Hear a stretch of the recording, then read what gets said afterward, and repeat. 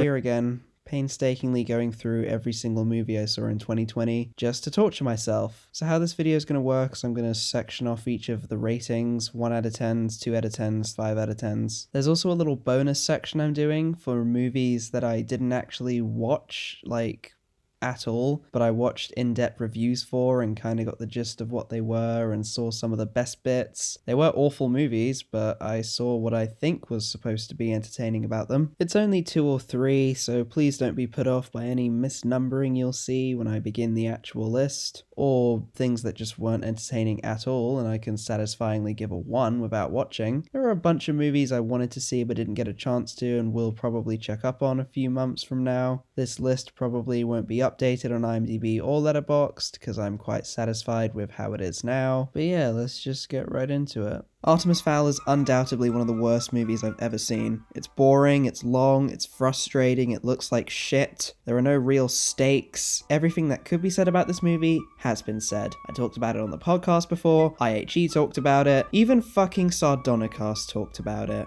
What more is there to say about this dumpster fire? Not just 2020, one of the worst movies I've ever seen. If you like Josh Gad opening his mouth and shitting out sand or whatever the fuck it was, then, I don't know, just...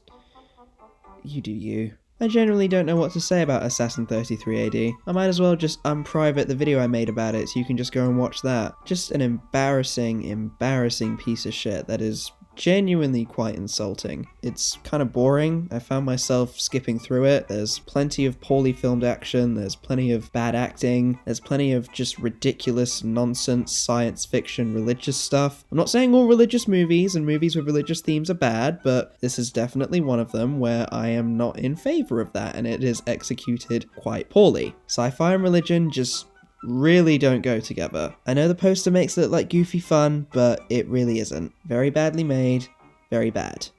Don't watch. Certainly felt like 365 days watching this piece of shit. Has anyone made that joke before? They probably have. This movie offended me. Just an offensive, terrible, bad film. It does have tits in it, and it does have ass in it. Even then, it isn't really that satisfying. I wasn't really turned on by the movie. I was more baffled and, well, as I said before, offended by its portrayal of Stockholm Syndrome and glorifying it, whether that was intentional or not.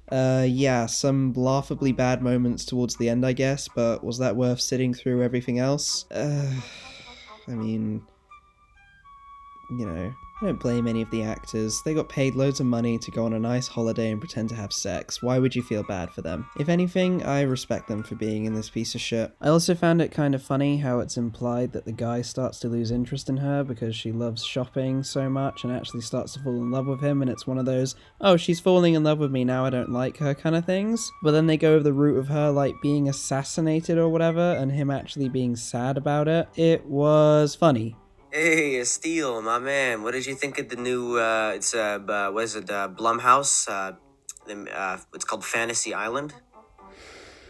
I thought it was a fucking piece of shit. It's one of my least favourites of the year, to be honest. I don't really know what to say about this movie that hasn't already been said by every other genius on the internet. It's bad.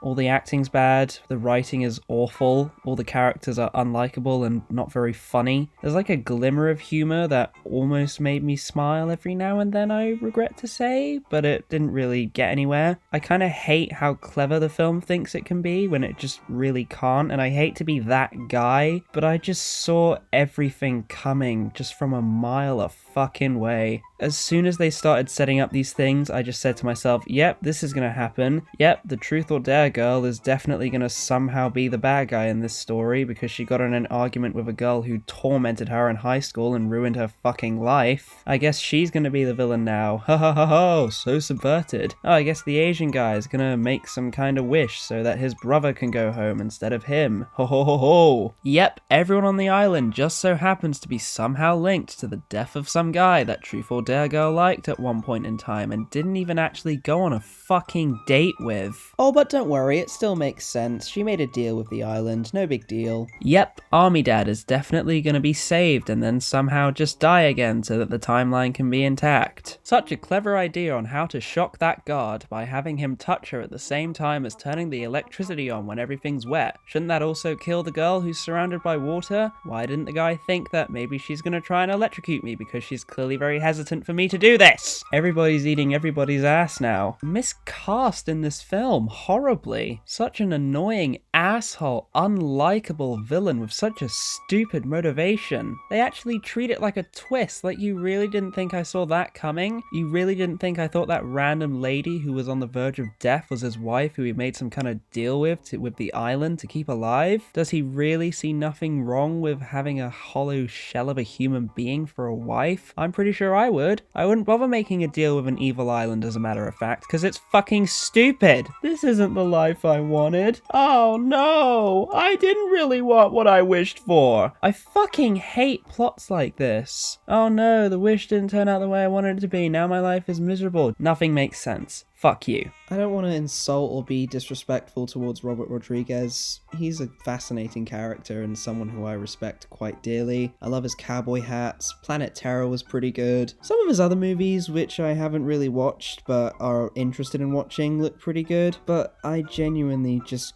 can't with this movie.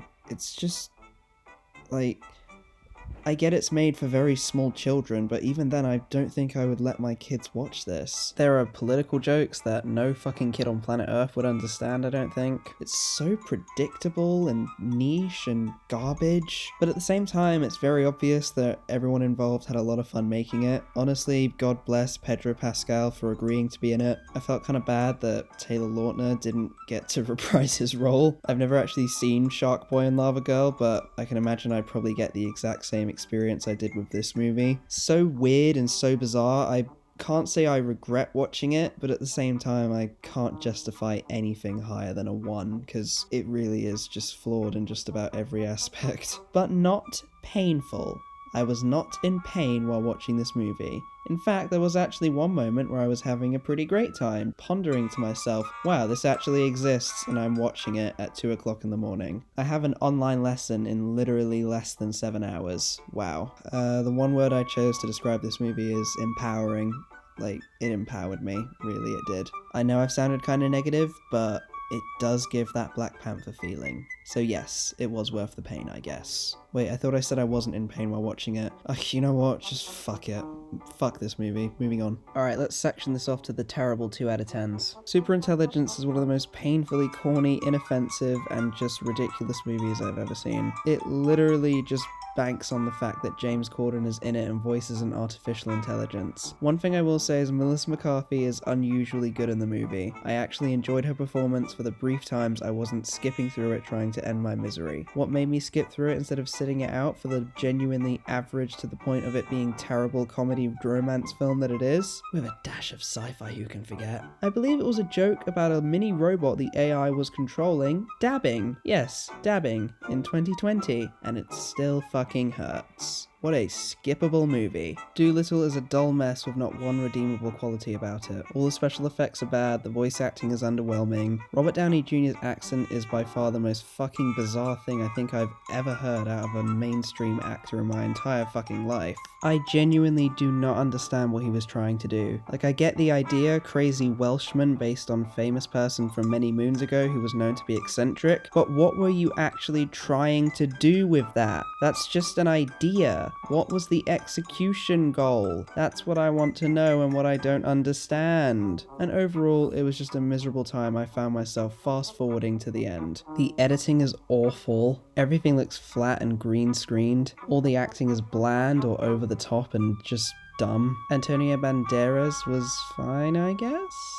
Has he ever really been bad before though? Not even very kid-friendly, all the anal reaching inside of dragons and various other strange things I noticed throughout the film. Who is this made for? Is it supposed to be funny? Because it really, really isn't. In fact, in terms of humor, it is very outdated. and very poorly executed. Maybe if you used real animals? Nah, that takes time. Let's just throw them in with CGI. Let's not have the whole film be animated, because it's not like that opening animation was one of the only redeemable things about this irredeemable movie. Maybe I exaggerated. I kind of don't mind the Danny Elfman score every now and then, but then again, when has he ever let us wait? Wow, what a boring, bad horror film that's very, very flawed. I really don't know what to say about this movie. The acting isn't great. It balances a couple good ideas here and there, but ultimately does nothing with them. The ending, as everyone knows at this point, is really underwhelming and really dumb. I don't really like it, to be honest. I don't remember anything about it. It was just really annoying.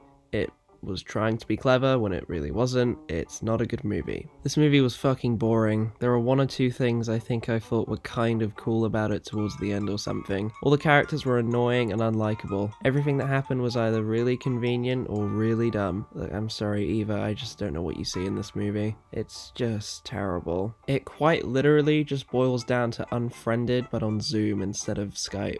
I'm happy the director got some recognition for it. I actually saw the news report when it first aired, and he was talking about the movie, and the lady was telling him about how scary it was and whatnot. I'm glad he gets to work with Sam Raimi. I'm sure everything's going great, but I hate this film. A Christmas movie about a daughter and dad who lost their wife/mother or whatever, and she goes online and puts him on a bunch of dates against his will and somehow carefully manipulates it so that he'll always meet the woman at the place at the exact time, and yeah. Funny? I don't really know what to say. The cast were okay sometimes, but mostly kinda bad. I can't say I blame them, they probably weren't given very good direction. I mean, it's one of these movies. I just slapped it on Amazon Prime because I thought it looked kind of funny, you know, that kind of funny, but it wasn't really. It was kind of competent at moments, but other times just kind of boring. I wasn't skipping through it. I was semi-interested in seeing how things would turn out. Not super invested or anything, but yeah, I don't know. I can't say I recommend it. One thing of note is that one of the women looks strangely like Daisy Ridley if she was like 7 feet tall. That was kind of funny, I guess. Maybe some morally questionable moments, extremely predictable. I guess you could say it's kind of cute at points, so, you know, completely inoffensive, not great, just whatever.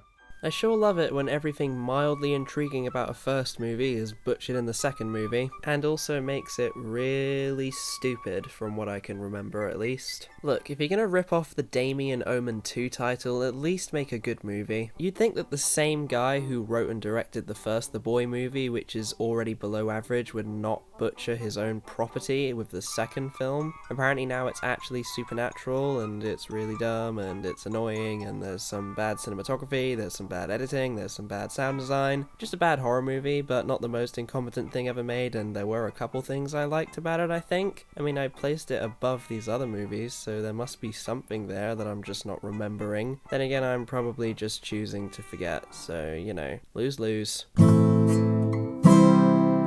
So I didn't actually watch the alpha test because why? But then again, you could ask that for a myriad of other movies I actually spent time watching this year. I just watched Elvis the Aliens video. It was very insightful. It told me everything I needed to know about the movie. I didn't need to watch it. I just knew I had to stay far away from it. If you want to check it out, go ahead. It might be so bad it's good. For me, it just looks like shit. I didn't watch either of these movies, them being Hard Kill and Survive the Night, for those of you who are using this video as background noise. I just watched Ralph the Movie Maker's Bruce Willis movies video. Again, another very insightful, very meaningful video. I enjoyed watching it. I probably would not have enjoyed watching these movies because my least favorite type of movie is a boring action movie where nothing fucking happens. I don't watch them. I watch other people talk about them. I will never watch them. I'll only watch an action movie if it actually entertains me. This movie is especially disappointing because I really like Nicolas Cage and I love watching him go all out in movies. And again, this movie just looked so fucking boring I couldn't even sit down and put it on. So I put on Elvis the Aliens video about it. It's got some action scenes that look absolutely terrible but kind of cool in their wackiness. Nicolas Cage is pretty fun in the movie. I'm pretty sure I just saw all the best bits, and even then, they're not exactly good. And thankfully, good old Elvis spared me from all the boredom. Alright, that's all the movies I didn't even watch but put on this list anyway.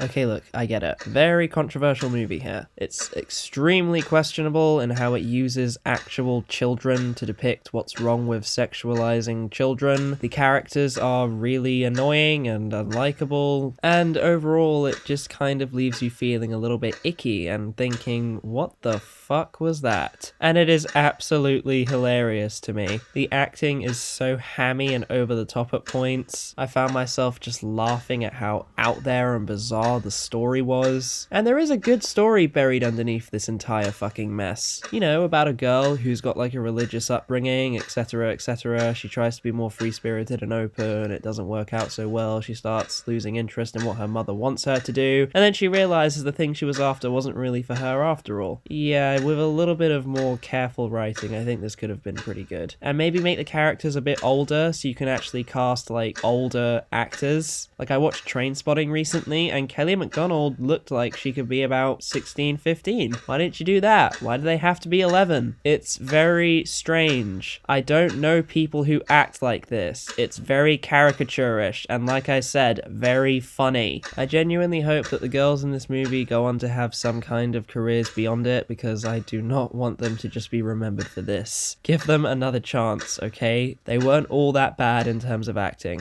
Some questionable moments here and there, but they're kids. What do you expect? This movie is sick pedo bait, and it's kind of hilarious in how terrible it can be sometimes. But there are half decent things about it that aren't exactly to write home about. The end. If you adamantly defend it as an actual good movie, you are kind of sick. Feel free to laugh at it or just despise it, but anything above that, no. The only reason this inoffensive and kind of pandering mess is above cuties is because it doesn't work as pedo bait. It's kind of cute sometimes, I guess. It's a big Hollywood star, a kid that can't act very well, and a comedian that everybody likes, myself included, in a movie together doing spy shit. What more do you want from it? I could sit here and tell you how the plot doesn't make sense, but I'm not going to, because that's just a waste of time. I don't hate it, I just think it's kind of bad. If someone told you that this was basically Die Hard but as a national tragedy, they wouldn't really be wrong. That on its own isn't enough for me to call this a bad movie. It's generally just not very good. We don't really know anything about the main character. She's just a badass teenage girl who's kind of edgy. It's full of cliches and tropes that we've all seen a million times. It's kind of dumb in a lot of places. There's Instagram lives. There's a comically sadistic villain taking charge of the school shooting squad or whatever. There's this kid who's supposed to have like voices in his head or something, and it just comes across as kind of silly. One of the school shooters is just some fat guy who puts a backpack down and no one notices the backpack until it's far too late and it's fucking blown up the school. Not one person saw it and reported it to the lost and found. I guess they were on their phones or something. Not all of the performances are terrible. The main girl was okay, I guess. One of the shooter girls is literally just crazy girl because she's crazy. There's nothing to her. She's just a cliche. It can be kind of boring sometimes, and there are just so many stupid moments in the script. One that particularly bugged me that I actually want to talk about is a rifle that realistically should have been impounded at the point that the main character conveniently found it and used it to kill the main villain. There's a whole bunch of other shit like that in the movie. It's very annoying. There's a lot of dumb character decisions. The dead cancer mum hallucination shit was laughable. I appreciate what it was going for, but it just did not work. This movie isn't completely hopeless. There are some fun moments, but otherwise I can't say I recommend it.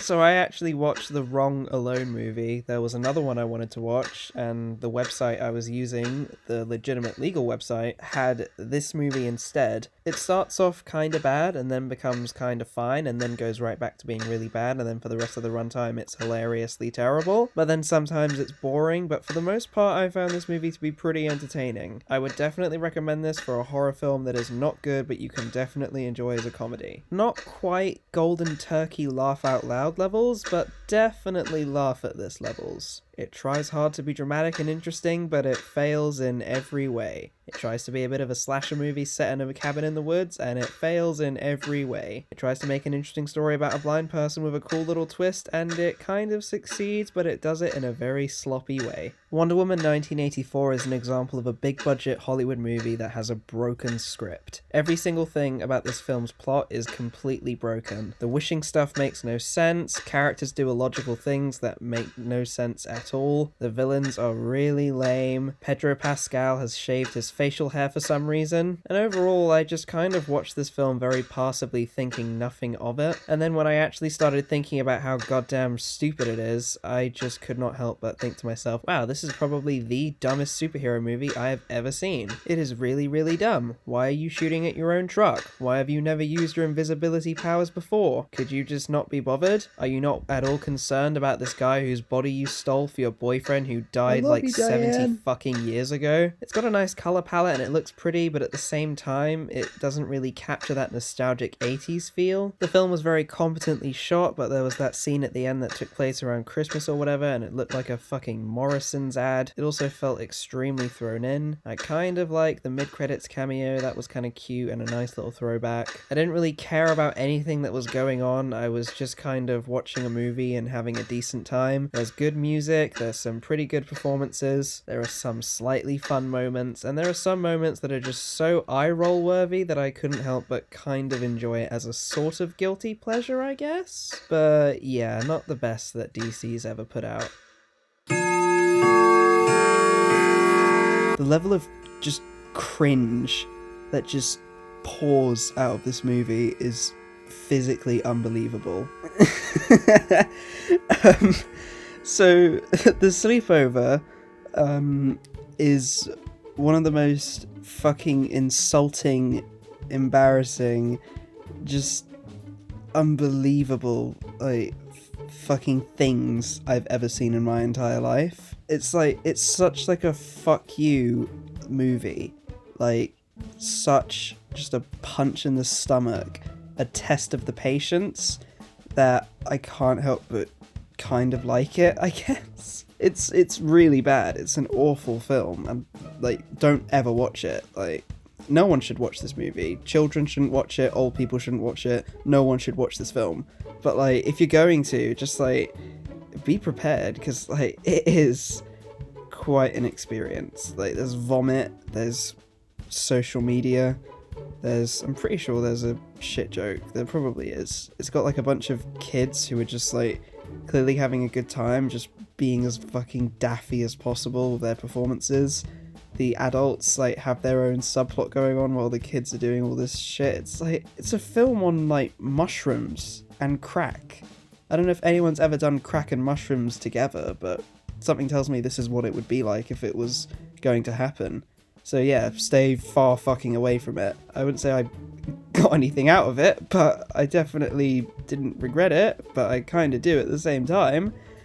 Films like this just fucking curse you with confused feelings at the end. I'm even starting to question my sexuality because of this film. Like, I don't know what I like anymore. I don't want to talk about this any longer. Yet another Happy Madison classic, this time distributed by Netflix. This gimmick hasn't really been working all that much, and out of all the movies that have come out that I have kind of watched, I would say that this is probably the best, probably just because I finished it. It's kind of cute, it's inoffensive for the most part, it's got some jokes that I actually found kind of funny, it's got a very predictable, boring message about just being yourself and everyone who's mean to you is secretly jealous of you. Adam Sandler is fine in the movie. He's doing another one of his silly characters with a lisp, and it's nothing impressive, that's for sure. Steve Buscemi was pretty funny. Kevin James was kind of funny, I guess, as a police officer, but not really, because it's the same old tired police officer doesn't listen to the village idiot who's actually right this time joke, even though he's been wrong all the time in the past, so there's no reason to think he would be right this time. It's kind of cringeworthy at points. Technically, it's quite flat. Overall, it's exactly what you'd expect from an Adam Sandler flick that isn't quite as bad as people say. It's not quite as good as Click, but it's way better than any of this shit. I'd say the thing I appreciate most about the movie is its dedication to Cameron Boyce. He was a member of the ACU. He appeared in quite a few Adam Sandler movies. Let's face it, the only reason these movies are made is so Adam Sandler and his friends can go on holiday and dick around while spending millions of dollars doing stupid things. And now there's going to be one less person to do that with because he's gone. And that's actually kind of sad. It seems like him and this kid got along really well, and it's a shame when anybody you know dies. So all I'll say is that there are definitely worse movies that can be made in your name. As far as I'm concerned, this was actually kind of humbling. I remember almost nothing about Harley Quinn Birds of Prey, or Birds of Prey and the Fantabulous Emancipation of One Harley Quinn. It was colourful, it was stupid, the villains sucked. I guess it goes without saying Ewan McGregor did the best he could with this sloppily written material and underwhelming villain. The kid was really annoying. Margot Robbie was trying her best, absolutely, but the character just does not really work all that well. The Birds of Prey were the most fucking useless trio since the Three Amigos, except them being useless actually played a point in that movie. I guess Journey Smollett did a pretty good job, but the other two had literally no personality beyond tropes that you expect from these kind of characters. Everything else about it is so forgettable, I will not be watching it again. Overall, I had fun watching it at the time, I think. It also tries to be a little bit Deadpool-y, and yeah, of course, that works like a golden gem. Just kidding, not really. I like the post-credits joke about the Batman movie, because I'm actually looking forward to the Batman movie. Still better than Suicide Squad. There is objectively not really a lot wrong with this movie. It's shot fairly competently, the acting's all pretty good. Meryl Streep especially, but she's never been bad, she's an angel. All I can really say about it is that I found it boring as fuck and I never want to watch it again. However, it is objectively better than any of the other movies I've talked about so far, so I place it here. Freaky is a film that I enjoyed a lot more than I thought I would. I still think it's really stupid and it managed to piss me off quite a few times, but it got an odd number of laughs out of me for a movie like this. Of course, it's not scary in the slightest, and the gore is, it's okay, I guess. But Vince Vaughn does shine in this movie. He's pretty funny. The whole switch body thing was a neat little gimmick. The making out in the car scene was genuinely hilarious, as were a few other jokes involving this teenage girl trapped in Vince Vaughn's body. There were some homages to slasher films that I thought were kind of neat, if not a little bit on the nose. I didn't really care about any of the characters. They were all kind of annoying and just unbearable in every way, except I guess Vince Vaughn's character, because he's just a mindless killing machine and that's really entertaining to watch, especially in a teenage girl. I don't really have a lot to say about it. It's just a mindless, dumb, fun film. You could probably watch this with another person and you wouldn't be insulted or bored by it. And I could maybe imagine myself possibly some way, somehow watching this again with someone who hasn't seen it before and wants to see it. Maybe. But yeah, 69. Capone is one of those movies that balances a bunch of good ideas and interesting concepts and does almost nothing noteworthy with them. There are some enjoyably weird moments, there are some darkly comical moments, but overall I just find myself not caring because while it's a decent idea to observe a criminal in their dying years, it can only really work if you do it how The Irishman did, so actually give us a clear background and an insight into the genuinely interesting history of the person you've chosen to study for this movie. We know nothing about Capone in this film. He's just a crazy old man who apparently killed some people, witnessed some murders, is going crazy, keeps having strokes, hallucinates a genuinely quite enjoyable Tommy gun sequence, and just goes, oh yeah, okay. He sounds like a 57-year-old auntie who's been smoking for 45 years. Tom Hardy's performance is bizarre. Everyone else isn't really all that memorable. His wife doesn't really have a lot to do. The editing is, I guess, supposed to be resembling that of someone who themselves is disorientated and is supposed to give you that feel, but it just plain didn't work and came across as kind of bad. It's shot reasonably well. There are some cool set pieces. Like I said, it has entertaining moments, but overall I do not think it works as a whole. It's a very, very jumbled mess. What a wonderful film! Ha ha ha ha!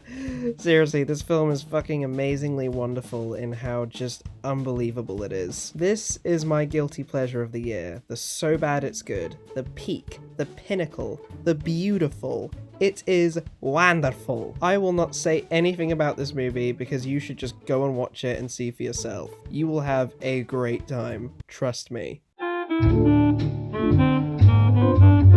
A collection of music videos with average songs that mostly are just there to emphasize that Beyonce is hot and have really unnecessary and kind of distracting connections to The Lion King. I was expecting a very powerful and impactful thing for black people. It kind of did not deliver for me personally. Great production values and everything, but at the end of the day, just not really my kind of thing. If there's one thing I thought after watching Netflix's The Babysitter, it definitely wasn't this movie movie needs a sequel 3 years later. The first Babysitter movie is just fine. It's definitely above average, but it's not a great movie. So take that and somehow make it a little bit worse and then release it. And you have the Babysitter Killer Queen. Samara Weaving is barely in it, and they use the old flashback excuse to give her more screen time. The main 4 villains are just as caricaturish as the first movie. Bella Thorne was particularly grating to watch, and the only time I was entertained by her performance is when she got her head torn off by a rock. That was pretty funny. The new villain fucking sucks. I wanna be an influencer. I'm gonna be a bitch and just reject the guy who I was so into in the last movie. The first part of the movie is genuinely unbearable, and it becomes kind of tolerable to the point where I was having a good time every now and then while watching it. And overall, it is just an average comedy. Cole wasn't as fun as he was in the first movie, and the subplot with his dad and Melanie's dad was absolutely unbearable. That's all I really have to say about it. Watch it or don't, it doesn't matter. I was only ever really invested in this movie when it focused on Scooby and Shaggy because their relationship is the highlight of the franchise. Everything else was either really childish or really stupid, but then again, it is a childish film for childish children. There's a bunch of modern references and social media references and dabbing references and superhero movie references and old Hanna-Barbera cartoon references that really serve to emphasize that point. This is a kid-friendly affair. It's something you put on for your children when you want them to pay attention to something else for at least an hour and a half so you can move on with your life for a little bit and pretend like they don't exist. There is objectively not really anything all that wrong with it, although I will say the animation style is particularly weak, which is really annoying. I don't think the voice acting from anyone besides Frank Welker as Scooby-Doo is particularly great. Again, the writing isn't exactly brilliant. I will say I thought the twist of Simon Cowell having been Dick Dastardly all along manipulating the crew into abandoning Shaggy and Scooby was pretty good. Again, not brilliant, but it shows that there were some ideas here and there. There's a little robot Dibby in the movie that was kinda cute. Not the worst thing ever, not the best thing ever. It's just a Scooby-Doo movie. I'm really not a fan of Broadway, like, at all, and I do think it's a very cheeky decision for Disney to just take a live performance that was recorded like 4 fucking years ago and release it like a movie or something. It's very strange. Yeah, I don't know what to think of Hamilton, to be honest. It's very, very impressive on a technical level. The fact that these actors were able to memorize all these lyrics and perform them on stage for hours is genuinely commendable and really impressive. They've all gone on to do much better things, so props to them. I didn't think they were particularly good singers or particularly good in their roles, but I think a few of them shined, and even the ones that didn't, I'm satisfied saying they still did quite the job, having to remember all of that shit. Perfectly fine George Clooney directed and starring movie, and I think producing as well. It's got some cool sci-fi stuff, it's got some nice character moments, it's got a bit of humor, it's got really bad editing and really badly placed music. The twist ending was really stupid. I can't say I really recommend it, but if you like post-apocalyptic, dystopian, cold climate sci-fi stuff, then you might actually get a kick out of it. That's all I really got from it, not much else. Again, objectively better than most of the shit I've covered so far. It's nice to see that Hammer Horror is on the rise again, even though they haven't made a good movie since the 1970s, when they went bankrupt and closed down. This movie just kind of frustrated me, to be honest. I didn't like the kids, yet they were the ones that were causing all the trouble in the movie. I just felt kind of sorry for this poor woman who had to look after these little shits. We got mommy issues. Yeah, she was raised and escaped a fucking cult. Little things about it, like how they edited The Thing while they were watching it on TV, really bothered me for some reason. The movie definitely has high qualities, and I respect it for the filmmaking process alone. The one thing that really bothered me was that it was too pussy to show children die, even though they were the most frustrating part of the movie. I would have given it a 6, but I was really let down by that.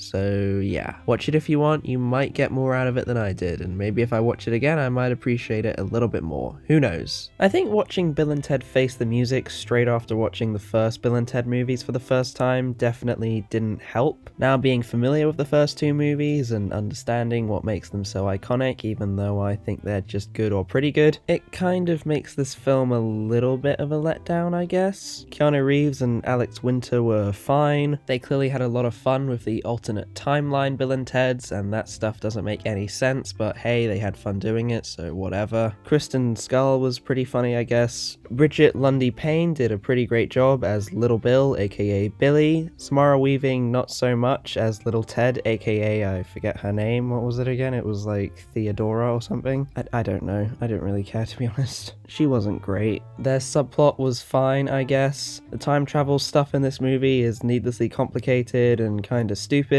It was charming in the first two movies, but now it kind of just overthinks itself and overcomplicates things, and it's kind of annoying. The special effects are quite distractingly bad. They actually look a little bit worse than the first two movies, which were made in the fucking 90s or 80s, I don't know. Obviously there are some callbacks to the first two movies which I thought were kind of funny and a little bit cute at points. The song that they wrote with their children to like bring the universe together or whatever was really underwhelming and wasn't great. The soundtrack overall, I think maybe could have used a little work, especially the score. Overall, it's just a film that's filled with moments that either have you going, or that was kind of funny. So it's a very chuckle-worthy feature, I guess, but nothing to really write home about. But again, it's better than anything I've talked about so far, and I had a fun time overall, I think. And yeah, it goes without saying, just don't watch it if you're not familiar with the first two movies, because you'll literally get nothing out of it. I don't hate Emma. Again, it's a case where it's objectively better than anything I've talked about so far. Costumes are great, the cinematography is great, the score is pretty good, the performances are all on point. My biggest issue with the movie is that the story, if there even is one, I can't really recall there actually being a set in stone story, which can work, but in this case doesn't, was just all over the place and kind of annoying. I didn't really like or care about any of the characters. When anything happened, it felt like there wasn't any consequence. Emma is just flat out unlikable, not in a charming way. I just don't enjoy watching her do things. I'd like to signal out Mia Goth, who I thought kind of upstaged Anya Taylor-Joy at points, and when the film is called Emma, that is kind of distracting. Some of the humor in this movie is genuinely awful. Yeah, didn't care about anything, thought everyone was annoying, but overall it was actually quite watchable and I enjoyed and appreciated a lot of things about it. I guess it just really wasn't for me. Alright, let's try to speed things up a bit. Spiral's fine. It's not very scary. The characters are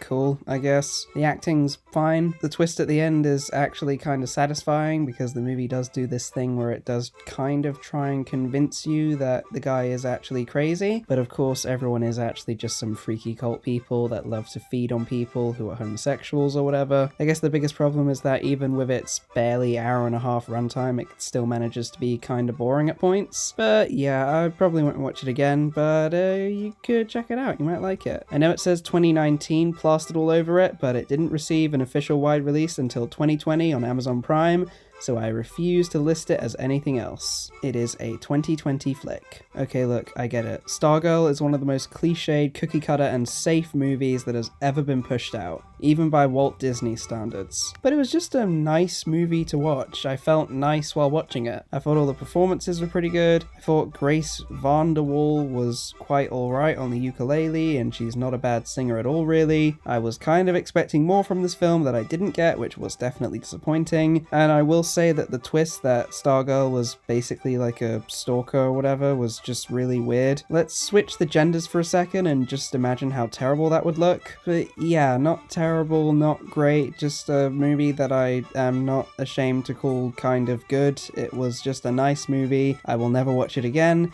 It was just comforting to watch at the time, but I expected more from it. It was also kind of disappointing. There we go. Everyone who hates this movie can rest assured that I definitely agree with the things that are wrong with it, but a part of me just couldn't help but be kind of entertained by it. This movie did help me to discover just what I needed by The Cars, and it's now comfortably sitting on my Spotify playlist whenever I'm out and about, so I'm very happy about that. Thanks, Stargirl. The Witches was enjoyable for most of it. Octavia Spencer was good, the little kid was surprisingly good. There are some moments with the mice sequences that kind of gave me pleasant memories of Ratatouille, my favourite Pixar film. However, it's a problem when the cringeworthy nightmare parts of the film are supposed to be the best parts of the film. What made the original version of The Witches so impactful was that it actually had genuinely creepy, disturbing, and entertaining witches to watch. These witches are just annoying, especially the one played by Anne Hathaway. Don't get me wrong, there are a lot of stupid things in this movie that is basically made for children, but I was surprised by how enjoyable it was for a a remake to a classic movie that needs no continuation of any kind. This could have been so much worse, had it been handled even slightly differently. But then again, had it been handled slightly differently in a different direction, it probably could have been just as good as the original. But it wasn't. It plays it way too safe. Probably won't watch again, but if I have children and they just want to watch something and maybe the original is too scary for them, I'll just pop this on. There we go, that's its usefulness to society set in stone. The Hunt definitely isn't a movie as controversial or as smart as it thinks it is, but for some loose political satire that mainly just exists for characters to kill each other, it does what it does pretty well, I guess? Don't get me wrong, it's still an above average movie, but I actually found it to be legitimately entertaining and quite funny at points. It really managed to piss me off at other moments, but I was able to forgive them for the most part. There were some surprising deaths. The trailer definitely made it as if more characters survived than we actually thought they do. Betty Gilpin is definitely the highlight of this movie. She is absolutely fantastic in it, but yeah, I don't know, I could probably give this one another go. Maybe I'd like it just as much. It definitely isn't scary for something that is listed as a horror film as well as an action thriller on IMDb. It is definitely just an action thriller.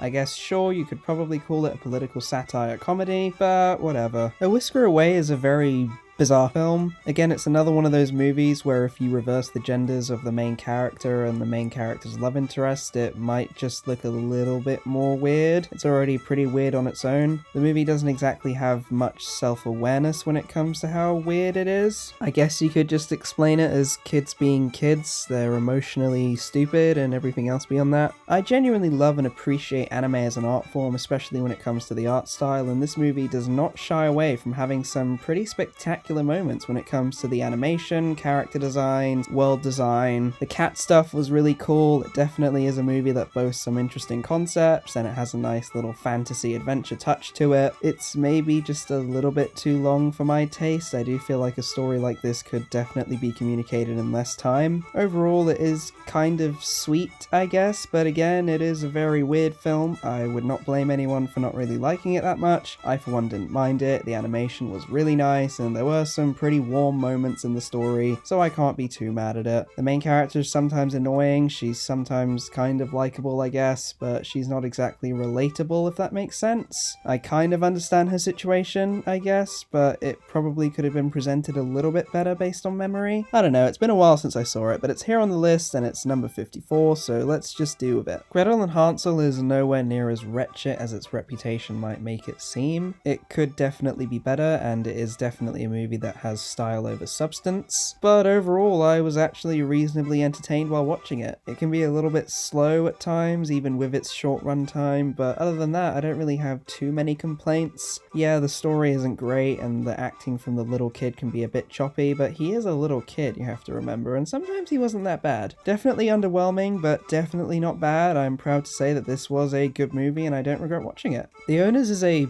weird movie. The only reason I watched it is because Sylvester McCoy and Andrew Ellis are in it, who played the Seventh Doctor and Gadget in This Is England respectively. Again, this is technically a good movie, but there are a lot of times where I was kind of infuriated by it, or it just didn't really make sense at all. It's got a lot of very sickly dark humor, and again, it's mainly Sylvester McCoy who brings it to life. His performance is fantastic. Andrew Ellis is kind of like a funny version of James Corden. They have a similar size and similar voices, but he's definitely... Maisie Williams was also pretty good, but that goes without saying, and I guess her boyfriend and the crazy guy were fine. Effects of this movie life quite a bit. Rita Tushingham sold Defenseless Old Lady turned Crazy Old Lady pretty well. A lot of people don't seem to like it. It currently sits at a 4.8 on IMDb. I feel like that is a little bit undeserved. There's this one whole sequence where everything goes chaotic and it suddenly switches to a 4:3 aspect ratio. Those are definitely technical aspects that I do appreciate in a movie, even if it was a little bit jarring. And it did kind of fit the tone at the time. So good on you. Good on you, The Owners. Good on you. It has entertainment value and I enjoyed watching it for what it was. Again, for what it was. It's an obvious plot with a not very unique twist, but it's entertaining enough to entertain, I'll say that much. Another Seth Rogen joint with, I guess, the main main gimmick being that he plays two characters in the movie. It has family values, it has political commentary, it's funny sometimes. I really like the decision to film the intro in 16mm with a different color palette in 4:3. Overall, it's just an above average comedy, but I guess it's slightly better than the movies I was just talking about. It's just nice to see for once that it's not the typical weed humor. It does go for a bit more than that, and that does make me respect it. Onward definitely isn't Pixar's best effort, but the animation is still beautiful, the story, while simple, was engaging enough for me to enjoy it, the characters weren't anything special, and yes, Linguini's design was kind of ripped off in this movie, but for who they were entertaining enough. Everyone says that Jack Black should have voiced the older brother, and while I do agree with that, I still think Chris Pratt did a reasonably good job, as did the rest of the voice cast. The whole attempting to be progressive by having one line about being a homosexual that can easily be censored in countries where they disrespect homosexuals thing did piss me off a little bit. Ultimately, it's just a family-friendly, enjoyable affair, nothing close to their best work, nothing close to their worst work. I've always had a thing for deep-sea horror, as well as claustrophobic horror, and just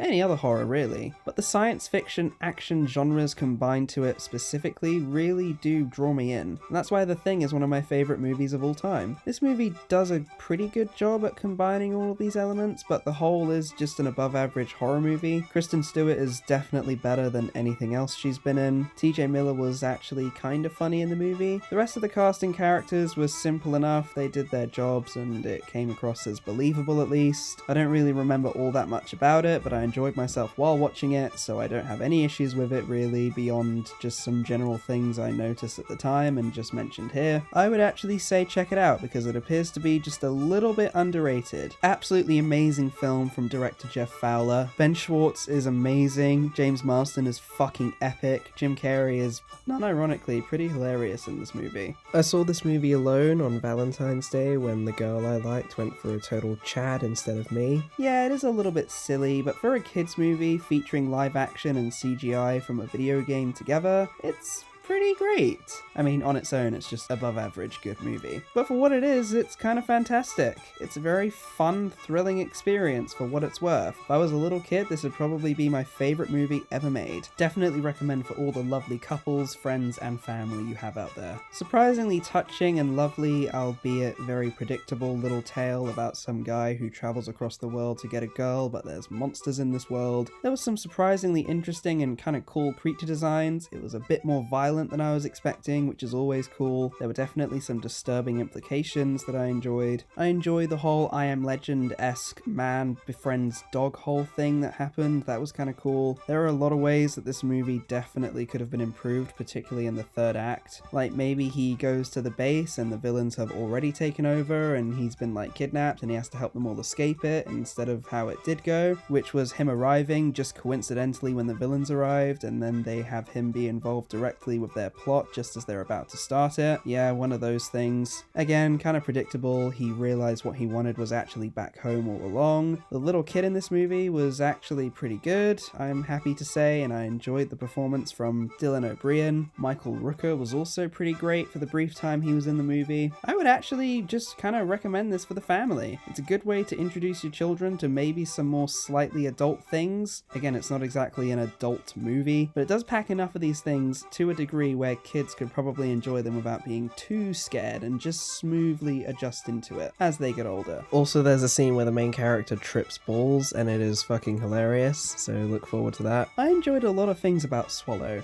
I thought Haley Bennett was pretty good, the rest of the cast were also pretty good. It definitely has a few disturbing scenes. I wouldn't call it a pretty good movie though, I'd call it an edible movie. It's very easy to digest, and of course that is a reference to the title. One thing I will say is I was kind of expecting this movie to be a lot more disturbing and weird than it was. Like I said, it had disturbing moments, but it works better as a character study type drama film than it does a horror film. I don't really remember all that much about it, except it's definitely better than all the films I've previously mentioned. I'm pretty sure I enjoyed a lot of the dramatic elements, but I guess I just went into it with the wrong expectations. Maybe I'll get more out of it if I watch it again, but for now it's on the 6 out of 10 list. Again, I'm hoping that changes because there is definitely something here and there's definitely a lot to appreciate. So go and check it out. You'll probably get more out of it, but just go into it expecting what it is, not what you think it is. Don't make the same mistake I did.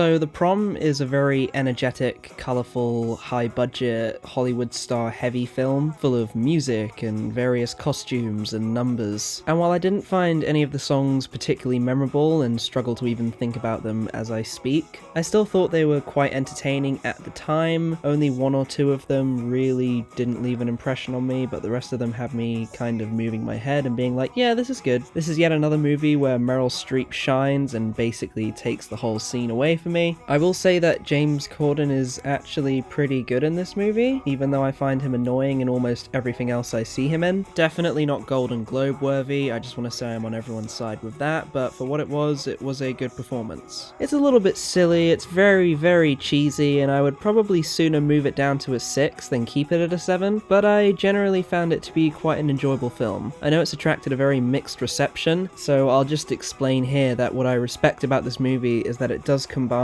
Broadway elements with actual filmography to a pretty successful degree. It's got good morals. What makes me favour it over something like Hamilton is that is basically just a re-upload of something that already existed 4 fucking years ago. This film actually adapts its source material into something new, and I appreciate that. What I like and what kinda scares me about this documentary is that it is very brutally truthful. I mean, it's all true. Social media is a very dominating factor in today's society. They are processing all of our data and storing it on this machine that no one even looks over, so it just has everything. The world is watching you. It is a very, very scary place with all these advancements. You can definitely make sure that I'm going to make sure that any kids I might potentially have do have some restrictions on how they use this stuff. What really brings this down is the horrible, horrible, horrible, horrible dramatic things that they put in between the factual stuff. It's really annoying. It's like they actually kind of understand the issue, but then they portray it in this really stupid way with this bad acting, and it looks more cinematic than the actual interviews and stuff they did. Like, if you put a little bit more effort into the factual stuff and less into the boring dramatic stuff that's just kind of unintentionally funny, then I probably would have just given this an A+. But yeah, nothing we haven't heard before, but still important to think about. I found this documentary to be very informative, and I learned a lot of things about the show that I didn't know before, and some things about some of the crew and the executives and all the drama that was going on with it. It was really interesting. I will say that I'm slightly critical of the way they went about John Kay. I feel like maybe they could have been a bit harder on him, but at the end of the day, it is more about the main characters than it is the creator, so I can understand that. I'd recommend giving it a watch if you're a fan of the show, and even if you're not, you might find yourself just being one, because it really does draw you to it. What I like about Enola Holmes is that it doesn't waste your time. It's very fast paced, always going from one set piece to another. Enola herself is a very charming and likable character, and Millie Bobby Brown does help the role. Everyone else is pretty great for the characters that they play. The story and mystery behind it are all pretty cool. It's a very simple film, and it's got a very warm center to it. I felt very comforted while watching it. There was never a dull moment. There were maybe a few stupid moments. It was surprisingly quite violent and action-packed at points, which I always appreciate from movies like this. I wouldn't mind watching it again, and I would say check it out if you're looking for some well-meaning fun on a Saturday afternoon. The new SpongeBob movie really is a film for either small children or fans of the series. You won't really get anything out of it unless you know what SpongeBob is quite thoroughly. As a fan of the show and the last 2 movies that I love dearly, I am proud to say that I do love this one also. It's just a simple, fun, highly animated, highly colourful film with lots of celebrity cameos that's a message about friendship and doing things for the right people. It's very cute. There is some humour that obviously was not very good and kind of off-putting at points, but for the most part it was actually pretty funny. If I had to rank the trilogy, I'd give the first movie an 8 and the second film a 6, so that this film sits perfectly in the middle as my second favourite. So yeah, fans of the show and the other movies will like this, other people definitely not. Feel free to give it a watch either way. There will be at least one thing about this movie that you will kind of like. So Run is one of those horror films where a child is subjected to the horrors of an adult who they can't really fight back against because they're bigger and smarter and have everything planned out already. And as far as that concept goes, this film does it pretty well, actually. This is from the same director as Searching. Of course, this film isn't without its logical fallacies that plagues every single horror movie, nowadays at least. There are definitely a handful of cliches that pop up every now and then. The twist of the film is really out there and doesn't make that much sense, but it did kind of catch me off guard, so I will give it that. There are definitely some tense moments, and it's successful playful in presenting itself in an interesting way. I'm actually very fond of this director, and I can't wait to see him do his next thing, because this, for a PG-13 horror movie especially, is quite an entertaining watch. The acting is pretty great also. Yeah, I would definitely recommend this one. Not flawless, but if you can just turn your brain off a little bit at these illogical moments, then I think it should do just fine. Also, watch Searching, it's a fucking great film. Tenet is by definition an awesome movie. That isn't to say it's actually great or anything. It's definitely a guilty pleasure above all else. The action is really, really, really over the top and hilarious. I love all the slow-mo, backwards time stuff. There were some things that were set up and then got explained later, and that's always fun, especially the way they were executed. The plot, of course, really makes little sense when you actually think about it, and there are a couple logical fallacies here and there. And when I say a couple, I mean at least a dozen and a half. I will say the acting is actually pretty great. I love Elizabeth Debicki. Her character definitely has the most depth, and I was quite invested in her storyline, and the fact that she's taller than literally every single other person, including the main character, is just a visual hilarity. I'm not saying tall women are bad, I'm saying I actually prefer tall women, and this movie easily could have been all about her, and I would have enjoyed it just as much. John David Washington was pretty cool, and his character, while not exactly developed, was very interesting nonetheless. He didn't really have all that much personality,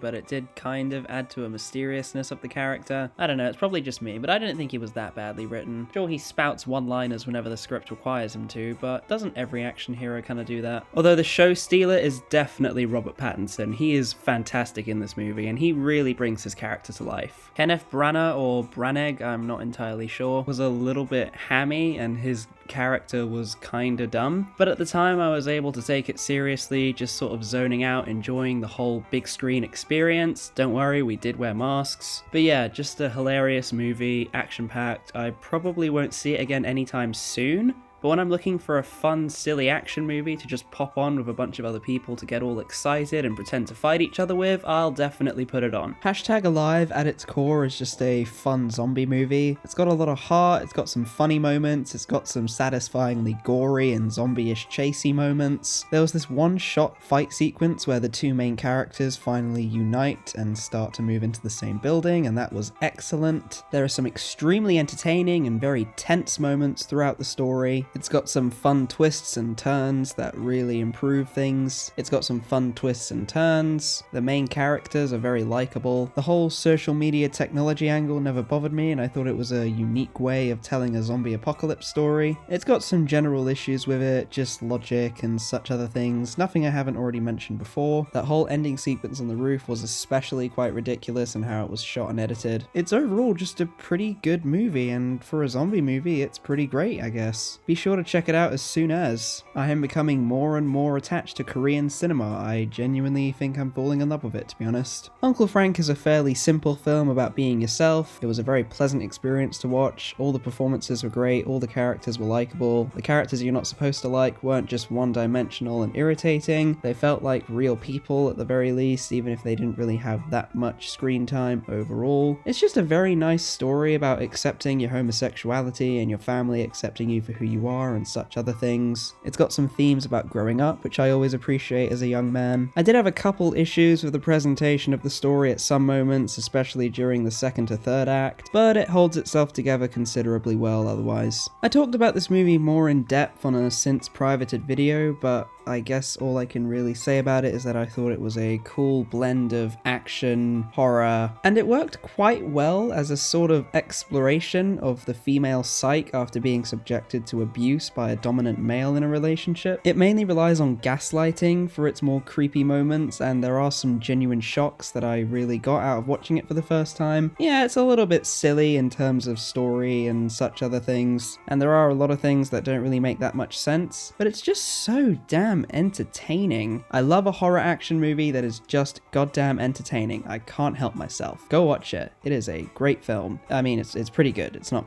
great. It's good. I'm quite excited to see what more they can do with these classic monster characters after the failure of the fucking embarrassing Dark Universe. You know, they'll probably make a Dracula movie and a Frankenstein movie. They're most definitely going to make an Invisible Woman movie after that cliffhanger. So yeah, I'm looking forward to it. The Bad Boys trilogy is my religion. It packs truly powerful themes of friendship, age, teamwork, parenthood, racism, sexism, drug affairs, corruption, anything. After waiting 17 years for a continuation to the fucking legendary duology, I'm proud to say that this sequel is truly epic and well worth the wait. I could sit here and talk about it, but how about you just shut the fuck up and go and watch it? It is definitely one of the better action movies you could be watching from a big Hollywood studio nowadays. Bad boys, what you gonna do? What you gonna do when they come for you? So after accidentally watching the pretty bad movie that featured a blind woman called Alone, I finally watched the correct movie called Alone that featured a girl that I actually kind of cared about. She was a good character, the villain not so much. He actually managed to piss me off quite a lot. I mean, the actor certainly tried, but I just really was not having it for some reason. It's literally as simple as, oh, pervert just kidnaps her and now this is gonna happen because he's just an asshole. But he's got a family also, so he's hiding something from people. Ugh. But yeah, a lot of tension, some scary moments here and there. I thoroughly enjoyed it for the most part. I would definitely recommend this movie. It is modern horror done right. His House is a very interesting movie that gives us a little insight on the immigration crisis while putting a unique scary twist on it. It also manages to use this to represent British culture in the way that it truly is, which is kind of shitty, but it does also highlight some positive aspects about living here, for what few that there are. And this movie does have some genuinely scary moments. Sure, it has a couple jump scary moments every now and then, but for the most part it's quite respectful of the audience and gives us genuine horror. The cinematography is also beautiful. There's this one really long extended take that you barely even notice because of how well done it is. Matt Smith even puts an appearance on and he's fucking great. Of course, the leading two are fantastic as well. Overall, it's just a really interesting, great film and you should probably go and see it. I would love to watch it again, maybe around Halloween time so I can get more into the spooky mode. And I could probably see this getting bumped up to an 8 in the future. So stay tuned. Mank is definitely a movie I respect sincerely, but I can't help but feel like I didn't get everything out of it that I really wanted to. It's very well made, the acting is all stellar, but I just don't know what was holding me back from really loving it. I'm only just recently getting into David Fincher. I watched Zodiac not that long ago, and I only just recently watched Fight Club for the first time. I think maybe when I'm just a little bit more familiar with him after I've seen The Social Network, I can go back to this movie and properly enjoy it. Mank, you will not go down in vain, I swear to you. Possessor is a very unique, dark, gory, gritty and unforgiving film that packs quite a powerful story the more you think about it. I really don't want to say anything because I think it's really worth watching. I know a lot of people really don't like this movie, it's got a very, very mixed reception to say the least, but I for one can appreciate it and love it for what it's trying to do. And for what it is trying to do, I think it does it reasonably well. I will say it was very trippy at points and it probably could have done with a little less vaping for some reason. So just go into it expecting something rather nihilistic and dark and gritty. I will warn you, they were actually ballsy enough to do child murder for once. Just be sure to come out of it with your own opinions. The Five Bloods is a movie that really touches on what I feel like it would be like to be an old person haunted by the trauma of war. It's a life where you don't really have anything going on, so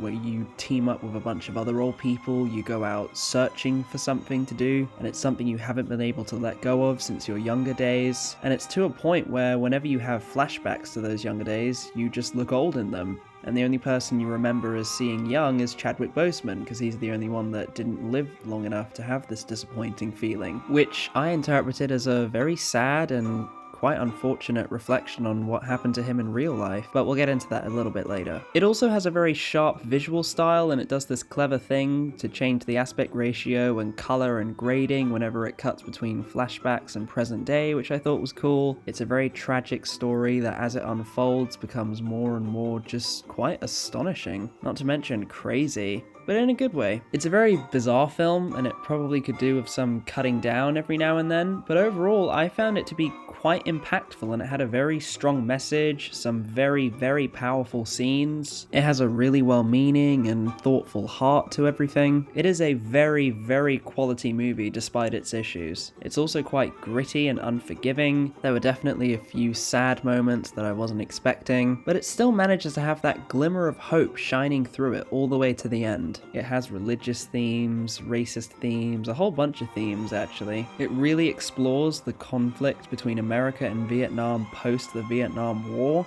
There's still a lot of hatred and resentment there, and it isn't really unjustified. I strongly recommend this movie because it is an experience to behold. Promising Young Woman is a very promising movie for an up-and-coming director. It's shot really well, all the acting is great. The story is interesting, gritty, kind of funny, and very, very tragic. It boasts a lot of shocking, surprising, and genuinely quite horrifying moments at points. It has a lot of tension building throughout it, and it does have this slight optimism that is immediately overcome by nihilism later on in the story, but I really don't want to say anything about it because it is worth experiencing, completely unaware of what's going to happen. I already mentioned the performances were great, but Carey Mulligan was fucking legendary. She is fantastic in this movie. If she doesn't get an Oscar nom, I will be very, very upset. In fact, if she doesn't get an Oscar win, I'll be very, very upset. It manages to take sexual assault and instead of doing something terrible and cheesy with it like a lot of movies do, it actually creates a genuinely interesting story and a very good commentary on the subject. People will be irreversibly subjected to the horrors of it, and those responsible or simply standing by not doing anything about it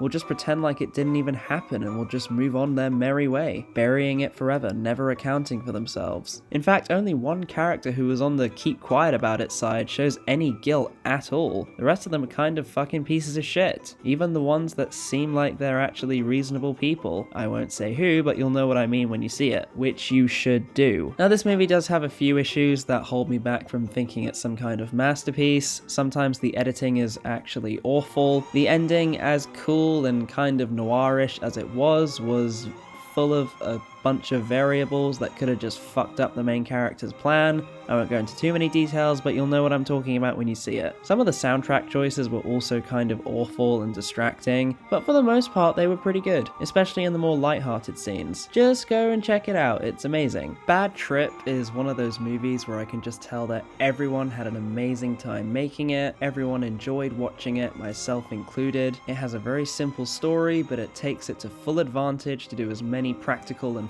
fucking hilarious jokes as it can. It's of course not without its issues, being just a comedy film to make people laugh without thinking too hard about its own logic or anything. It's just a very, very friendly, funny movie full of hilarious moments, and I just can't help but really enjoy watching it. I want to show this movie to more people just to make them laugh and bring a bit more joy into the world. It's quite a special experience. I know I've placed it above everything else, but realistically all of these movies kind of have enough things about them that I like, so they're all equal. Just for the sake of making it less complicated, I've numbered them on a list. But really, this is no better than Promising Young Woman or Mank or Da 5 Bloods or anything else on the 7 out of 10 list. They're all movies that I adore quite a lot. Maybe some I love more than others, but they're still equal. And this is a very optimistic and funny film that just helps remind me of things like that. Not to take things too seriously or for granted, and just to have a bit of fun every now and then. I feel like I can actually call this film my buddy. It is such a fun experience.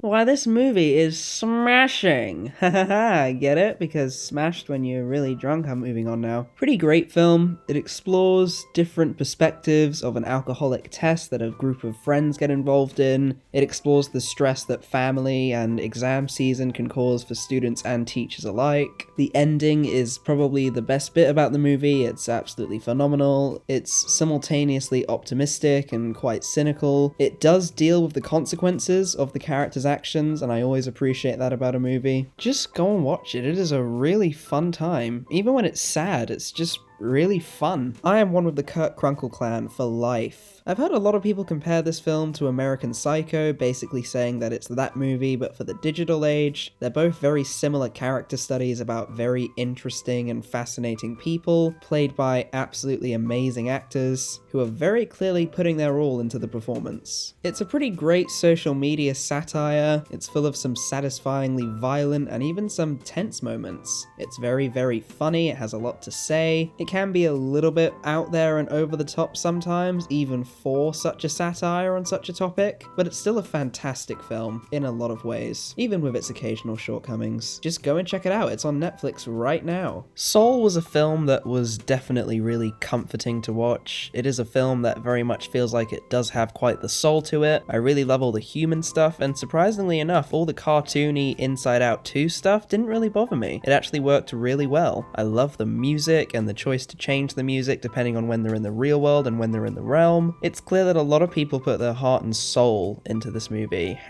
even if they did only spend 2 days on the script. Don't get me wrong, I understand everything that is wrong with this movie's writing. I share the same upsetness of the ending that everyone else does. I don't think it's perfect, but it takes me back to Pixar's golden age when they actually kind of cared a little bit more, and for that I can't rate it any lower. When I die, I honestly hope this is what heaven is like. Very objective and very nice documentary. There are some very interesting characters presented, some interesting stories that follow these real life characters, some not so much that weren't necessarily bad but just weren't really for me. It's presented really nicely, very sharply, very warmly. It's in 4:3, which really adds to the presentation. Just overall a very, very, very nice experience. I strongly recommend to anyone interested in the kind of heaven that a lot of very lucky old people get to go to, when they're still amongst the land of the living, that is. Some of them are kind of assholes, and that just makes them all the more entertaining to watch, so look forward to that. I really, really, really love how the title of this movie plays into the plot. I really liked all of the characters. I thought it looked beautiful. It was very heartwarming and touching. It goes without saying it can also be a little bit tragic and sad, especially towards the end. Without exploring too much, it had a lot to say about the Korean immigration to the United States during the time period. All the acting is pretty amazing, even from the little kids. It's just a really great movie about family and farming and various other things that they have to tackle in order to achieve the goals of the guy who's trying to prove himself to his family. I genuinely cannot wait to see what more this director has to do. This film is very Thinglian, which is a word I devised to describe how it combines some of the best elements of my two favorite horror movies, The Thing and Alien. It has the whole body horror and takeover parasite aspects of The Thing, and it has more of the sci-fi philosophical elements of the later Alien movies, except it isn't shit, and it also shares that similar sense of claustrophobic paranoia that the Alien and The Thing have. It's basically both movies if they were mashed together and were set in Soviet Russia. The setting definitely lends very well to the story. I actually really loved the main character of this movie. I will say there's a little piece of the plot that really just did not work at all and could have been cut out completely and wouldn't have changed anything, and would have actually added a more nihilistic tone that probably would have made it a bit more satisfying at the end. But overall, it is just a great science fiction horror film. I love this genre. I love it when good movies come from this genre. I shan't forget the horrors of Sputnik. But that subsequent movie film is very nice. You wear a mask, you save a life.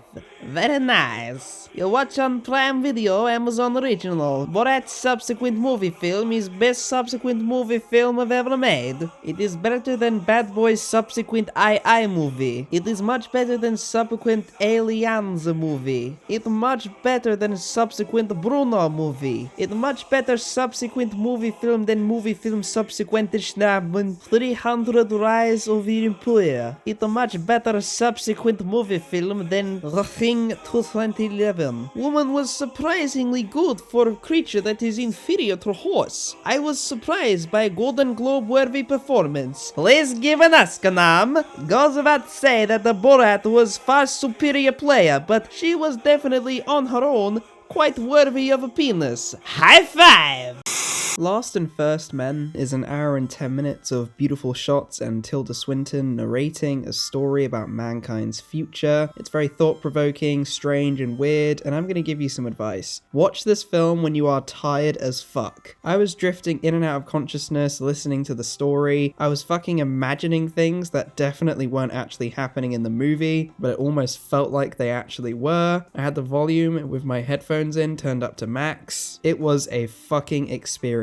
Who wouldn't want to watch something like this is my question. It's basically a book as a movie and it's done perfectly. Go and see it. I struggle to describe Kajillionaire. I guess basing on its plot, I would call it a very rich movie. It's rich in cinematography, acting, writing, storytelling, tone. I can't even really remember the very minor things I just didn't like about this movie because there is just so much to overwhelmingly love about it. It's quite bleak. It's ultimately quite the romantic story. story about a strange, sort of socially outcast and unaware woman who discovers more about herself thanks to the influence of someone else who isn't her disgusting bastard parents, who are characters you're supposed to hate, and it is done very well. I just love this movie, and I think everyone should go and watch it. It's so good. This is such a lively, wired movie. I wasn't expecting a film with wolf in the title to put more emphasis on comedy than horror and characters than the actual wolf. Every character in this film is so well written and so well performed, and they fulfill their purpose in the story so seamlessly. With all the work that Jim Cummings puts on his back to get these movies made, starring in them, directing them, writing them, his vision is so crystal clear and so amazing. I don't think I could do all of that. This guy is a very unique talent. He really knows what he's doing. I love this movie. I haven't seen Thunder Road yet, but this has made me really want to watch it. Also, yeah, for the brief time the wolf is actually featured, it is a bit inconsistent with the special effects, but overall it is actually really awesome. The relationships, the arguments, the detective aspects, everything about this film is just great. Yeah, I'll put myself on the controversial opinions list and say this is probably one of the greater top 20 movies of the year. It's so surreal and so weird and just so bizarre, and Alison Brie is so fucking phenomenal in this role. She is just perfect. All the other actors are pretty great as well, but it's just so strange, trippy, and bizarre. I can't help but just instantly attach myself to this movie and say, yes, the surrealism is working. This is so amazing. And it builds up so carefully and so constructively over the course of the movie. Trust me, do not be on drugs while watching this. You might think to yourself, oh, I can handle it, I'm a druggie, but no, trust me,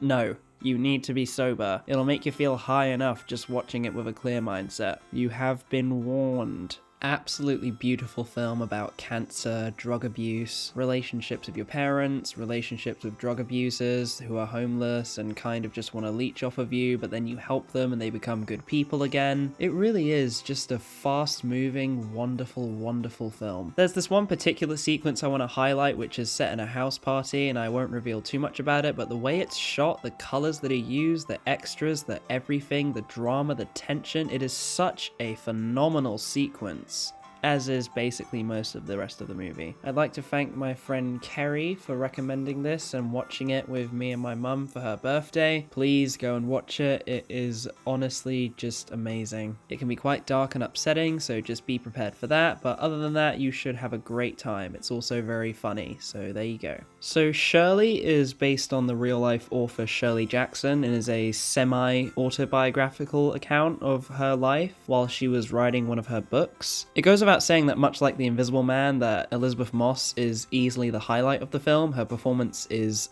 astoundingly brilliant. What I like about it is it's one of those biographical films that is quite experimental with its presentation because it's obviously not entirely truthful. It mainly relies on fictionalization to make it a bit more interesting, and I don't have a problem with that at all because it works really well. Shirley is a very strange, weird, and interesting person. The other characters are all pretty great and they're performed excellently by everyone else. This is another movie that I think has received a bit more of a divided reception, but I'm on the end of thinking that it is something truly great. Give it a watch. Aladdin left me feeling quite upset, but I'm glad that this movie exists because it reminds me that Guy Ritchie is still perfectly capable of making fucking legendary movies. So smooth, so suave, so classy, such a great film with such an interesting story. Huge recommendation for all the family. What an amazing film that has most certainly been overlooked, underappreciated, and unfairly reviewed negatively. Fuck you if you don't like this movie. It is great. It's a slow burner, but boy is it fucking worth it at the end. Closer to a 9 than a 7.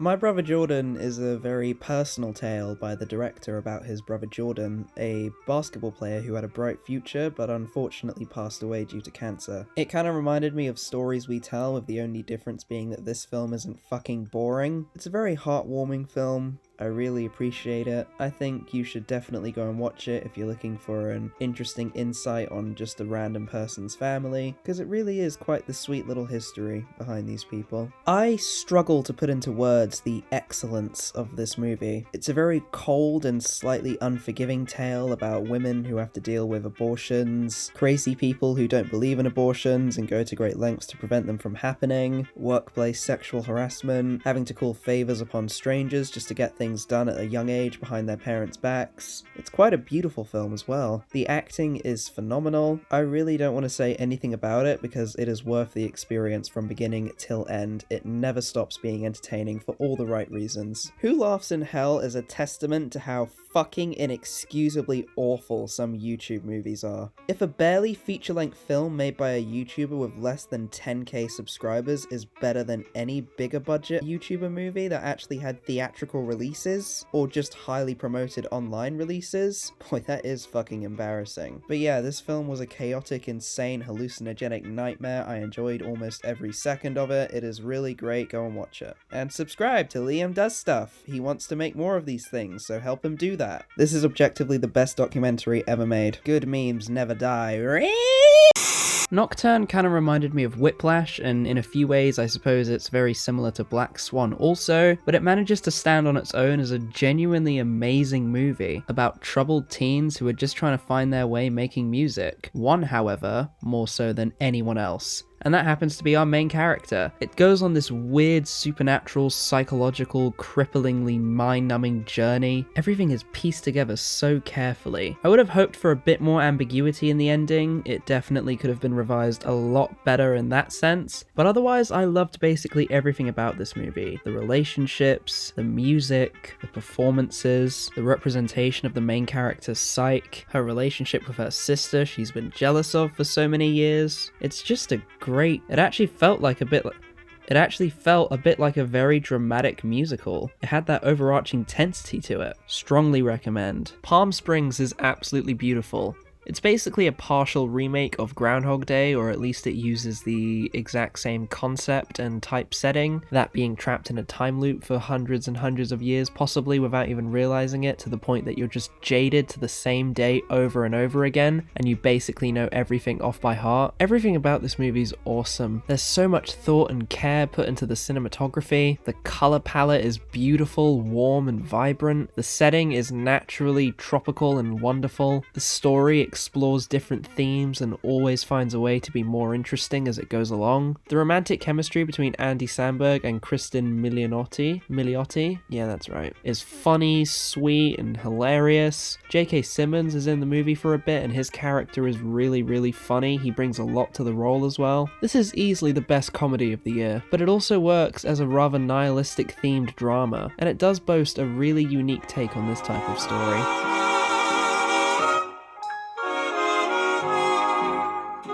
So I actually had a lot of trouble determining what year this film belonged to. Apparently it was first released in Uganda in 2014, then it received another kind of release in 2016, and now it officially has a wide release in 2020. It was even available for free on YouTube at one point. So yeah, I'm calling it a 2020 flick, but it really doesn't fucking matter. This is yet again just one of the best action movies ever made. It's full of heart, it's full of humor, it's full of action, it's full of adventure, it's full of wonder. It's a hilarious, thrilling ride through just pure heaven in Uganda. I love the story, I love the characters, I love everything about it, and I can't wait to own all of their movies on DVD as soon as possible. This is such a heartbreaking, emotional, well-made, well-acted, well-everything film. I cannot describe just the pure artistic beauty of Pieces of a Woman. It feels like just golden pieces were combined with diamond pieces and all put together to create a beautiful golden diamond plaque that shines everywhere. It definitely depicts the pain of losing a child very, very well, and I respect it immensely for that. Also, the long takes. Oh my god, the long takes! Yeah, so, you know, check it out. Everything about Ma Rainey's Black Bottom is literally flawless. The music, the acting, the cinematography, the directing, the set design, design, the costumes, the color palette, everything about it is so captivating and beautiful. The story structure, the way events play out as seamlessly as they do in this kind of chaotic but also kind of relaxing but very stressful way. And not to mention Chadwick Boseman. Oh my god, Chadwick Boseman. What a performance to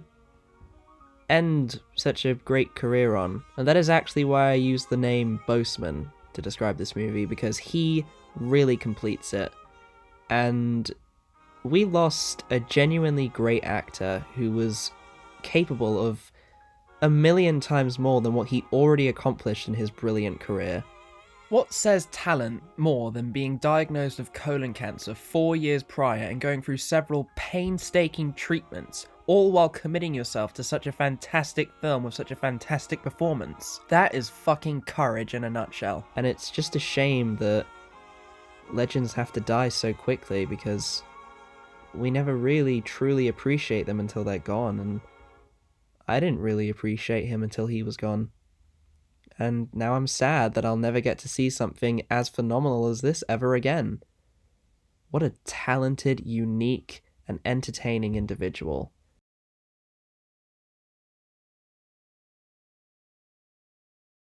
Wolfwalkers is a howlingly brilliant and beautiful piece of animation that I can't wait to see again. I want to show this to other people and say, yes, 2D animation is still alive and it is still beating with a heart fast, and it's the best thing ever, ever, ever. The voice acting is incredible, the story is enthralling, it's surprisingly violent and very sad at points. It's simply magical. I don't really know what to say about this movie. It's masterclass. It's really well made. It has tons of meaning. It has horror elements, it has drama elements, it's very funny at points. Of course, it has fantasy elements. I love how in-depth and philosophical the whole story is. It explores just about every single little thing about it, and it does it so perfectly. There's a lot it leaves up to the imagination, so it's all the more fun for viewers to make their own of it. It's just a wonderful, wonderful film. Charlie Kaufman, keep making movies because you're good at it, and we need more films like this. They're awesome.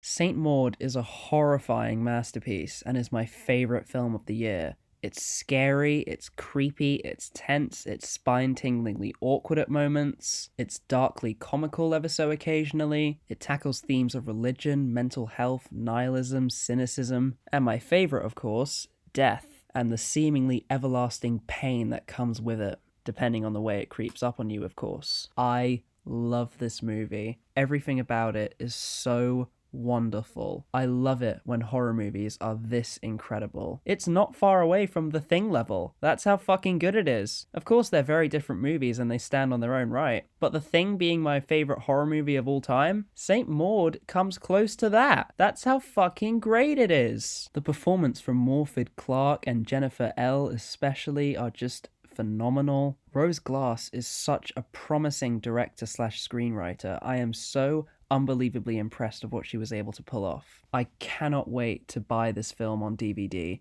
I want to own it. I want it to be something that I can show to other people and comfortably sit there knowing they're just as creeped out as I am. It's a film that everyone should see, just to experience true horror in its finest, at least of this year, or last year, 2020, whatever. As it stands, it's one of the best films of the decade. I haven't seen a lot of them, but it's probably going to stay that way because of how much I fell in love with it immediately after walking out of the dark, quiet theatre. It's just so incredible, and I could talk about it all day, but I'm just going to end it here. Thank you so much for listening to my stupid opinions on these amazing and not so amazing movies. I hope you enjoyed it as much as I enjoyed making it, and here comes the official outro.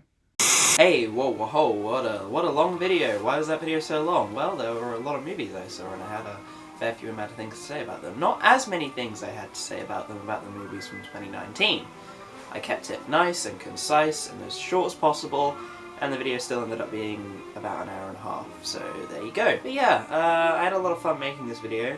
It was actually a lot easier to make than the other list video I did for 2019, because I didn't put too much time into it. I took a good amount of breaks in between, I divided my time nicely, I got the editing stuff done a lot quicker, oddly enough. The video took a lot less time to make. In fact, I even think it took less time to make than my Lost Media video. I just remember that taking fucking ages. Like, I had to cut it up a little bit and render like 8 minutes in different files on DaVinci Resolve, because every time I tried to edit the one file, it would just randomly stop just in the middle, so I'd have a half-rendered video. So I would copy the other half, cut it out, put it in a different file, and then render that, take the two files, put them together, and then render the whole thing. And I did that a little bit with this video. I did like whole sections, and then I rendered the video, and then I cut out the other bit, well, I cut out the other bit first, and I just rendered that bit, pasted the bit back in, and with the complete file, I then rendered all the stuff that was still unrendered, so it was all one whole video. And that was actually a lot of fun and proved very efficient. I enjoyed doing that. That's my editing method. And I also figured out how to stop doing that disgusting thing where the audio only goes into one ear, so you can hear it in both ears now. We're learning new things every day. Yeah, this video again was just a lot of fun to make, and if you made it this far, I'd like to thank you for watching. I hope you enjoyed it as much as I enjoyed making it. I enjoyed making it a lot, so I hope that you also enjoyed making it. Watching it, rather. And yeah, I got some other stuff coming up. I remember, if anyone remembers way back when, I said when I hit 300 subscribers I would start working on an album that I'd be looking to release. I'm still working on the album. There's maybe 1 or 2 tracks that I still have yet to finish. I have a beat for one of them. It's not a cover song, it's an original. I have no idea what it's going to be. It could be a freestyle, it could be anything. I don't know. It's going to be there though. And I'm probably going to release that because, like as soon as possible, because I'm already at 350 subscribers, which is absolutely insane, and I'd like to thank each and every one of you for doing that. Even though some of them are just fake accounts I subscribe to myself with, I'm still very grateful. Mwah, mwah, kisses, mwah, as long as you're over 18. Mwah. Kisses, kisses, kisses. Male, female, theys, this is, zems. Thank you so much for subscribing, I really appreciate that. And if you like this video, why don't you like the video? If you want to stop me from talking, just pause the video right now and go watch another one. All my videos are cool. I do short films, I don't do reviews anymore. This is an exception because I like talking about movies so much. I thought, why not do a little recap of what I saw last year? I also do skits, I do other list videos. I've only done this one, the other movie one, and a Lost Media one. I'm hoping maybe to do more of those in the future. I do Doctor Who stuff, because I'm a big fan of Doctor Who. I love that show. It's very nash, it's very niche, very naff stuff, but I enjoy watching it. And yeah, just doing stuff on this channel. Not forever though. I do want an actual career in the actual media somewhere. This is just a hobby, this is not a job or anything, so I'm doing it with just care. Absolute care. Not looking to hit the 10-minute mark or anything, even though this video kind of contradicts that. But you know, I don't care about copyright claims. As long as they don't strike the video, I'm fine with any potential ad revenue going to the copyright holder, just so I can use an awesome song in the background. Or a clip, just to emphasize my point. I really don't care. It's all good. So yeah, don't really have anything more to say. Thank you so much for watching, and I will see you next time. Psst.